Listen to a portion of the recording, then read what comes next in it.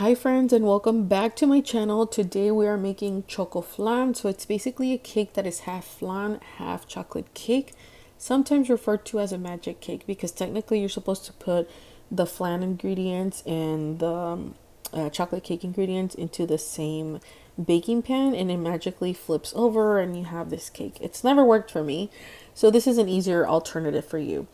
So before you start anything, make sure to preheat your oven to 350 degrees and also make your caramel. So you need 1 cup of sugar, a saucepan, and basically what you're going to do is you're going to dissolve your sugar in the saucepan on low heat, stir constantly, and as soon as it has melted, place it onto your baking pan that has been pre-sprayed with non-stick cooking spray so that your flan doesn't stick. Now, as far as the ingredients go, into your blender, you're going to put in half a block of cream cheese or 4 ounces, 4 large eggs, 1 can of evaporated milk, 1 can of sweetened condensed milk, and 1 tablespoon of vanilla. And make sure to blend this on medium to high speed for approximately 2 to 3 minutes until everything has completely dissolved. Now, back again to your baking pan. Make sure to spray it with non-stick cooking spray. Remove the excess, or you don't have to. I mean, it's going to bake in anyway.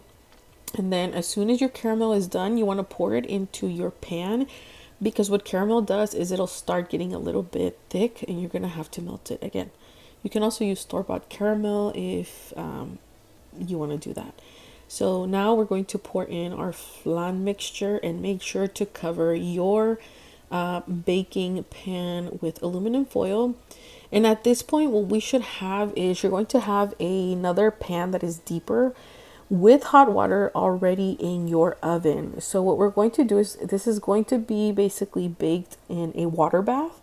And you want to make sure that your other pan is deep enough to cover at least half of the height of your pan to make sure that everything bakes through evenly. So we're doing this on a water bath at 350 degrees for 45 minutes.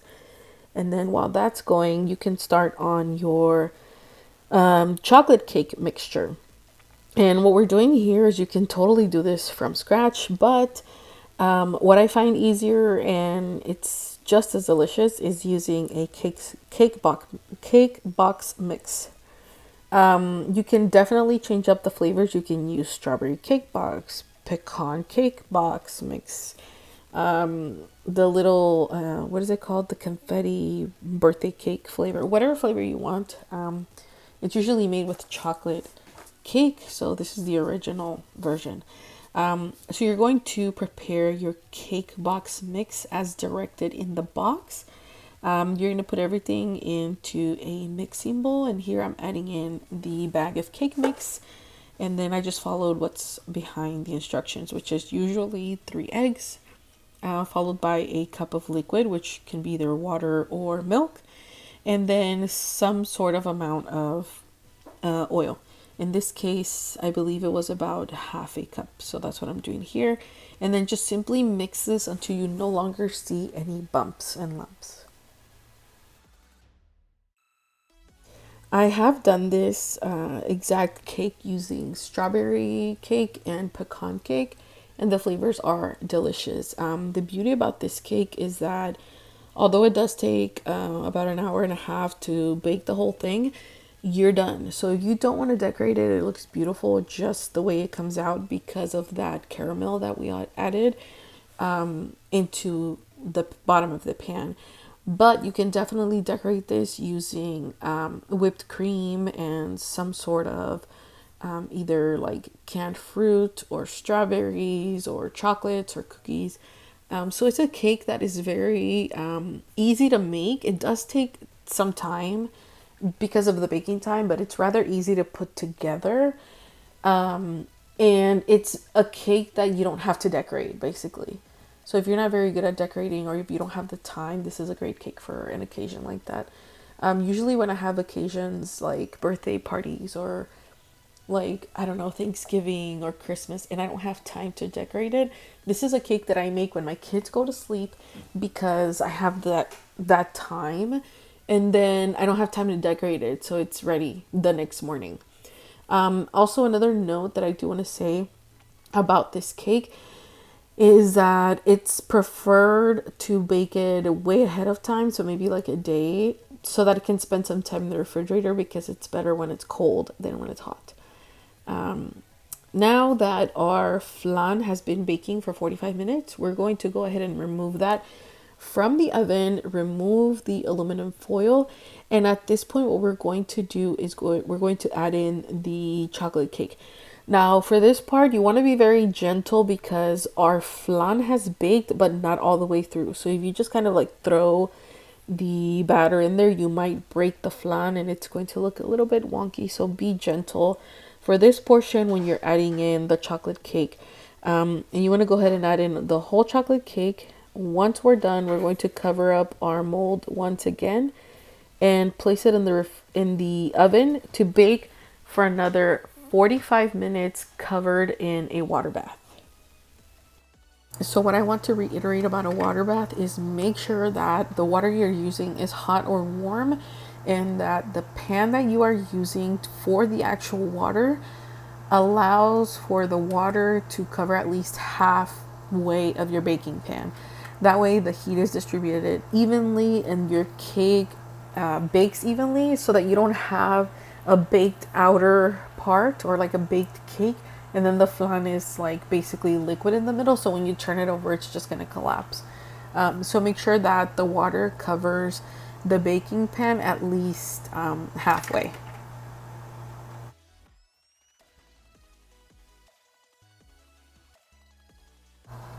Okay, so one thing I do want to mention is that before doing this step, basically what I did is at the 45-minute mark after I put in the chocolate cake, you take out your cake from the oven, you allow it to rest on, on your counter, on top of your stove, somewhere safe without taking off the aluminum.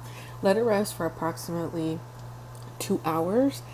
Anything before then, like, do not risk taking this cake out. So you want to let it finish baking in that pan with the aluminum for another 2 hours just on its own. Take it out of the oven and let it rest somewhere. And then what I did after the 2 hours is, so I was trying to flip it. I was trying to find like a fancy platter to display it in. The one obviously that I have here is too small, so my actual cake pan is 9 inches and this cake board is 10. So I felt like it didn't have enough space for like the caramel to spill over if there was any. So basically I ended up getting a 12-inch board to flip this over on. You can also use different types of plates to flip this on, or if you're basically just eating it at home, just use whatever plate you have. But if you're selling this or taking this somewhere for presentation, I feel like it looks better on a 12-inch board, just as an FYI, because I know a few of you are probably going to ask. So it's kind of like a note for me. So when we do that, is you're basically going to place the board on top of your mold. Before doing that, with your fingers, try to kind of like separate the cake from the actual mold just a tiny bit, and then once you flip it, tap it on the top of the mold and just kind of like give it time to settle and for gravity to pull it down. You don't want to pull this out forcefully. You don't want to like do this too quickly. Just take your time, and it's eventually going to like release on its own.